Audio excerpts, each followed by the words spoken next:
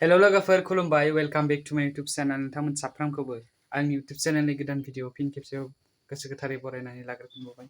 गोबां सान जालांबायमोन भिडिअ लाबोयैया स' दिनै आं ब्लग भिडिअ बानायनो होननानै गोसो जानानै पुरा जसाव ओंखारथारबाय बिकज मानोना दिनै जोंनि कलेजनि प्रग्राम दं थामहिनबा दिनै फ्रेशमेन ससियेल डे स' बेखायनो मोनसे मेम'रि हिसाबै गालांनोसै होननानै आं बे भिडिअखौ गुसुङैब्लाबो खालामनाय जाबाय नोंथांमोना जोबजासिम भिडिअखौ नायलांगोन होननानै आं आसा खालामनाय थाबाय आरो सापर्ट होब्लानो जाबाय जेसे हायो एसेबां ओके स' डाइरेक्ट आङो दा ओंखारलांनोसै न'निफ्राय ओके लेट्स गो थ' लोगोफोर बे समाव जोङो दा थांगासिनो दङ कलेज फारसे आं बांद्राय बिदि थांनायखौ देखायबाय थानाय नङा डाइरेक्टलि आं कलेजखौ देखायगोन अके नोंथांमोना भिडिअखौ जोबजासिम नायब्लानो जाबाय नङाब्ला फ्रेशमेन ससियेल डेनि मजाखौ मोननाय नङा थामहिनबा फिलिंसआ फैनाय नङा जुदि फुल नाया अब्ला स' बेनिखायनो फुल नायनो थाखाय गुरै खालामो अके स' लोगोफोर आं बेखिनिनि गेजेरावनो मोनसे भिडिअस लाबोबाय स' गेजेराव सोखावनानै जाबाय बे भिडिअसआ बेनि सानसे सिगां लानायमोन स' बे भिडिअसआनो जाहैबाय जोङो सानसे सिगां मोनसे प्रग्राम जादोंमोन इन्टार डिपार्टमेन्ट डिबेटिं कम्पिटिसन बेखौ IQAC अर्गेनाइज खालामदोंमोन स' बेवहाय आंबो पार्टिसिपेट खालामदोंमोन बे भिडिअखौ नायग्रोदो बेनि उनाव जों डाइरेक्ट कलेजसिम थाङो आंनि मुङा मुस्रि नरन्थेर गादारि आं BSc फार्स्ट सेमिस्टाराव फरायो आरो आं जुल'जि डिपार्टमेन्टनिफ्राय फैदों दायो आङो बे समाव परामर्शनि जानानै बुंनो सानदों होखानाय आयदायाव दङ मानसिनि मावथायानो आबहावा सोलायनायनि गुबै जाहोन नंगौ थारैनो बेयो सैथो बाथ्रा मानो होननानै बुङोब्लाथाय मानसिनि मावथायानो आबहावा सोलायनायनि गुबै जाहोन जेरै जोङो सुबुं माहारिया बांनायनि सायाव बांबोगासिनो दङ आरो गोजौ गोजौ हाजोफोरखौ सिफायनानै न' लुनो हमदों बेनि आवगायनो आंनि ओपिनियनखौ बुंनायनि सिगांनो दानिसो एसे आवगाय GS आदाया बुंलांदों जे बरफ आवलिनायनि खोथा मानो होननानै बुङोब्लाथाय बरफ आवलिनायखौ मिथिंगाया बे हारसिंनो सोमजियाखै जों सुबुं माहारिफ्रासो खालामदों मानो होननानै बुङोब्लाथाय जोङो दानि जुगाव सोर साबैसे दंफां लाइफांखौ गायो दिनै बेनि थाखायनोथ' सरकारा गोबां स्किम लानानै फैदों अमृत बिखा आन्दोलन होननाय मोनसे स्किम आरो ग्रीन बड'लेण्ड मिशन स्वच्छ भारत अभियान बेफोरखौ मानि थाखाय लाबोनो गोनां जादों जों सुबुंफ्रा गोसो होलिया मिथिंगाखौ बासायनायाव बिनि थाखायनो बेफोरखौ लाबोदों आरो जोङो दंफां लाइफांखौ दानफायै गोबां खम जालांबाय बिफां लाइफांनि अनजिमाया बेनिखायनो जोङो बे बिफां लाइफां दानफायनायनि थाखायनो बरफफ्रा आवलिनो हमदों मानो थाखाय आवलिदों होननानै बुङोब्लाथाय जोंहा गोजौआव मोनसे लेयार थायो अजन लेयार जायखौ रोजा निला फान्थाव गाब थोरफो बुङो जाय थोरफोआ दंफां लाइफां गैयैनि जाहोनाव जामख'नो हमदों आरो बे जामख'नायनि जाहोनाव सान्दुंनि बिदुङा बांनायनि सायाव बांबोदों आरो जे बांनायनि थाखायनो हालुरारि दुंखावनाय सोमजिदों बरफफ्रा आवलिनो हमदों सम मथे अखा हालिया बिनि थाखायनो जों सुबुंफ्रा मिथिंगाखौ रैखा खालामनायाव बाहागो लानांगौ आरो गारि मटरखौ जों सुबुं माहारियानो बानायदों आरो जों फुंनि सोरांनायनिफ्राय मोनाजासे 24 आवार्स थामहिनबा 24 घन्टा समावनो गारि मटरा थांलाय फैलाय खारनायानो खारनाय आरो बेनिफ्राय ओंखारनाय जि उखुन्दै बे उखुन्दैया जोंनि मिथिंगाखौ जोंनि बारहावाखौ गेब्रेंनायाव हेफाजाब खालामनो थाङोब्ला बेखौ गुबुंहोदों जोंनि गारि मटरानो आरो बेजों लोगोसेनो गोबां जों एग्जाम्पल होनो हायो जेरै जोङो अरनबारिफोरखौ जों फोजोबस्रांनो हमदों सानफा एफा अरनबारिनि अनजिमाया खम जालांदों बिफां लाइफाङा खम जालांदों अरनबारिखौ फोजोबस्रांनो हमदों आरो आबाद मावनायनि खामानियावबो जों बांसिनै आर्टिफिशियेल खामानिखौ बाहायो मानोना आर्टिफिशियेलजों मुलाम्फाया बांसिन जायो नाथाय मिथिंगाखौ रैखा खालामनाया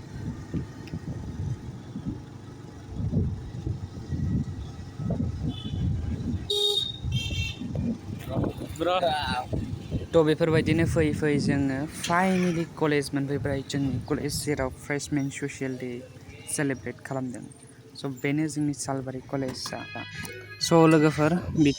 जोङो मोनफैनानै माने पार्किंआव गारि दोनदोंमोन बेनि उनाव बिथाङा सिनायगासिनो दंमोन जे बेनिफ्राय नायखांनानै जोङो दान्दिसे बेवहायनो थाथ'दोंमोन नोंथांमोना भिडिअखौ जोबजासिम नायलां बाट केमेरानि क्वालिटिया बारा मोजां नङा बेखौ इगनर खालामबाय स' लोगोफोर आं ट्राइ खालामदोंमोन बोरैबायब्लाबो बाहेरनिफ्राय नुहुरो नामा फ्रेशमेन ससियेलनि जि पेन्डेल बेखौ नाथाय बेखौ नुहुरनाय जाया बे सिंथिंजायसो थायो बेखायनो नुहुराखै आं बेहायजों नाहरदोंमोन बाट नुहुराखै आरो जोंनि कलेजनि लांगोना मोखाङाव फांनै गेदेर गेदेर फाख्रि बिफांफोर दङ आरो बेवहायनो सुबुंफ्रा जेनेबा स्टुडेन्टसफ्रा जिरायनानै दान्दिसे बार जागोन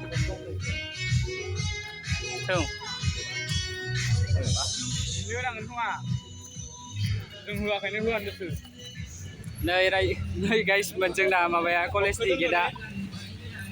ओजोंहाय भिडिअग्राफि सोलिबाय दं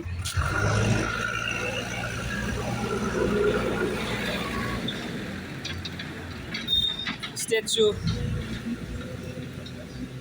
बड'फा उपेन्द्रनाथ ब्रह्म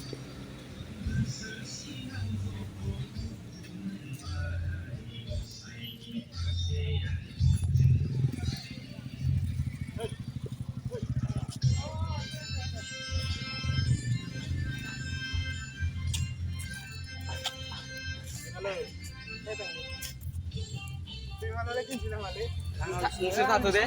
थाथ'दे इयावनो सिलाया सोला ना थाथ'दे मिनिनानै मिनिनायबो मोसानो मोनांनायखाय रागा जोंनांगौ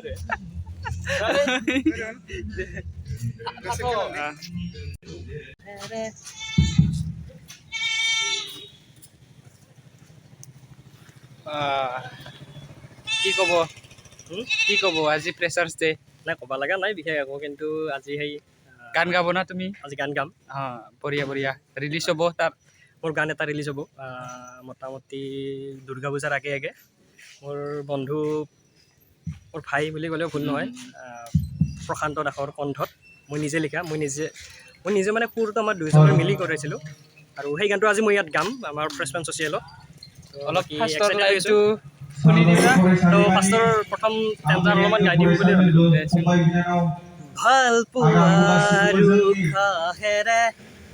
তুমি অহা ৰৈ আছো তোমাৰ বাবে তুমি অহা কাষৰ জীৱনৰ কাগজখিলাতে ভাল পোৱা গুজি দিয়া মোৰ বাবে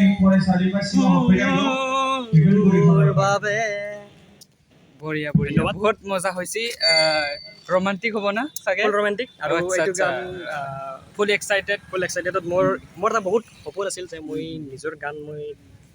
ষ্টেজত গাম মই জুবিনাৰ গান গাওঁ বাৰু মাজে মাজে বেষ্ট অফ লাক থাকিল দেখা পাব দে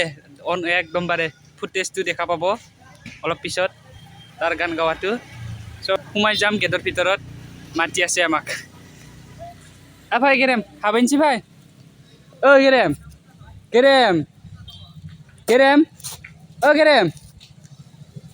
য়েছ সৰ ৰিয়েল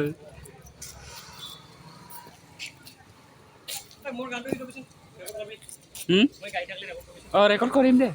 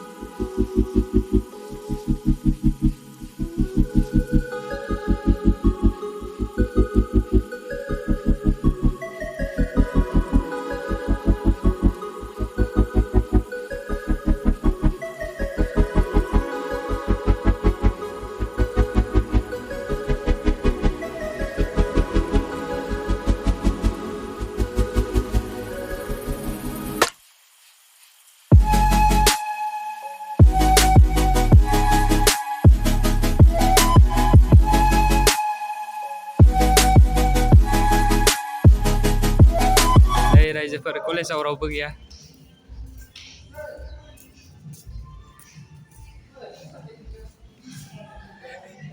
बस जि हेन्डसाम नुदो बिथांखौ दायो बिथाङा पारफर्म खालामगोन स्टे टिउन दायो बिथांनि पारफर्म खालामनायखौ नुनो मोनगोन एकदम हेन्डसाम वाशरुमाव हाबहैबाय बिथाङा ओइ रदै गाइस सरि फन फै बे समाव फ्लेग हस्टिं जादोंमोन एनसिसिनि स' बिनि आवगाय कलेजनि फिरफिलाबो बिरहोखांबाय स' बिनि उनाव नेक्स्ट बे सेकेन्ड हाबाफारि थामहिनबा नैथि हाबाफारि बे हाबाफारिया जाहैबाय एनसिसिनि फ्लेग हस्टिं खालामनाय स' बेखौ मावफुंगासिनो दङमोन बे समाव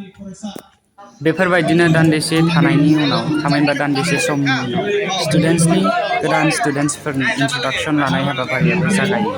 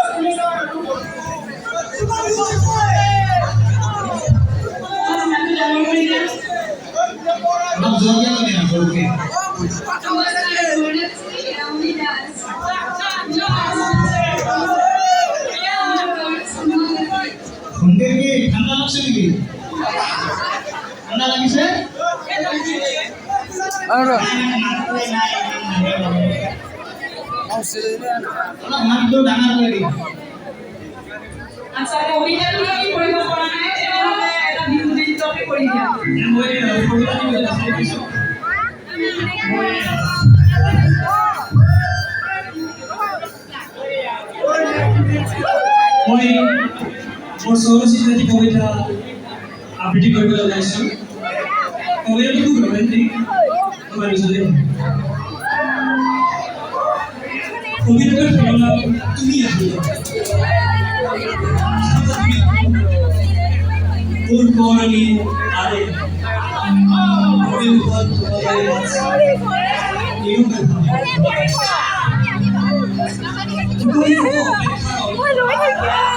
তুমি আহিবা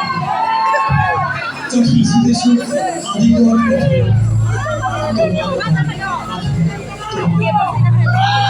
তুমি আহিবা কোনবা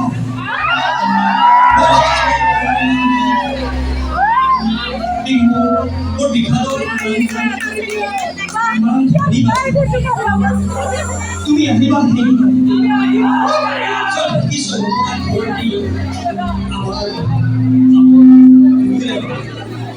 তুমি আহিবা তোমাৰ দীঘল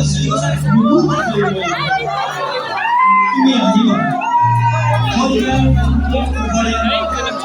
আদৰি ধন্যবাদ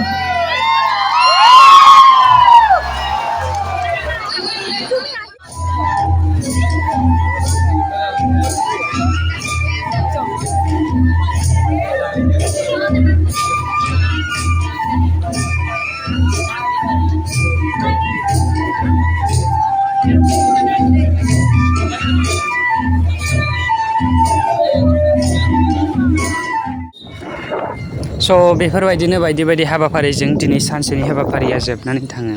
जोङो हाबाफारि जोबनायाथ' बाद दोन जोङो जोबथ'यैयावनो जों न' फारसे आगान सुरबोयो जे जों जेब्ला न' फारसे फैबायमोन अब्ला समा लाइक 7 PM सो जाबायमोन अब्लासो सिंगार गाखोदोंमोन सासे आरो सिंगारा जोंनि फ्रेसार्सआव सानै इनभाइटेसन खालामदोंमोन सासे एसामिस आरो सासे बर' थ' एसामिस सिंगार गाखोग्रोजेनदोंमोन बे समाव बेनि उनाव नेक्स्टआव बर' सिंगार गाखोनो गोनांमोन थ' जेखियानो जाया जायफ्रा जोबजासिम नायबाय थेंक इउ भेरि माच फर वाचिं आरो बेफोरबायदिनो सापर्ट आरो हेफाजाब होलांगोन होननानै मिजिंथिबाय आरो माबाफोर गोरोन्थि जादोंब्ला निमाहा बिबाय भ्लगनि गेजेरजोंनो मानो होननानै बुङोब्लाथाय आं गासिबो फुटेजखौ देखायजोबनो हायैनि थाखाय एसेनोसै गोजोन्थों